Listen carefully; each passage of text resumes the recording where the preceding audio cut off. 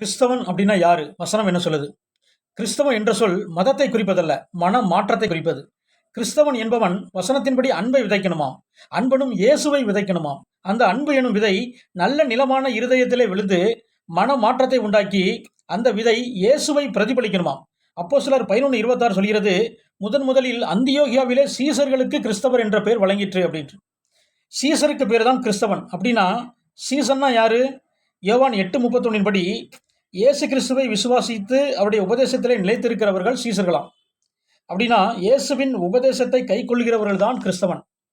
ஒருவன் மனம் திரும்பி மாம்சத்தில் வந்த தேவனான இயேசுவை விசுவாசித்து அவருடைய உபதேசத்திலே நிலைத்திருந்து அதன் மூலம் சரீர பரிசுத்தமும் ஆத்தும பரிசுத்தமும் பெற்று தன் சொல்லாலும் செயலாலும் தேவ சாயலை வெளிப்படுத்தி அற்புத அடையாளங்கள் மூலம் பிசாசை துரத்தி வியாதியை குணமாக்கி நான் தேவனுடைய பிள்ளை, மரித்த இயேசு 3ஆம் நாள் உயிர்த்தெழுந்து சதா காலங்களிலும் உயிரோடு இருக்கிறார் என்று சாட்சி கொடுப்பவன் தான் வசனம் சொல்லும் கிறிஸ்தவன்.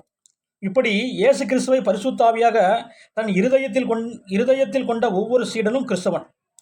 யோவான் 14:15 படி இயேசுவின் மீது மெய்யான அன்புடைய கிறிஸ்தவன் அவருடைய கற்பனையை கைக்கொள்வானாம். மேலும் தேவ சாயலான அன்பும் பரிசுத்தமும் பெற்று தேவ நீதியை செய்து நித்திய ஜீவனையும் பெறுவானாம். யோவான் 14:24 படி இயேசுவின் மீது உண்மையான அன்பில்லாதவன் அவருடைய கற்பனைகளை கைக்கொள்ள மாட்டானாம். அவன் நித்திய ஜீவனை இழந்து போவானாம்.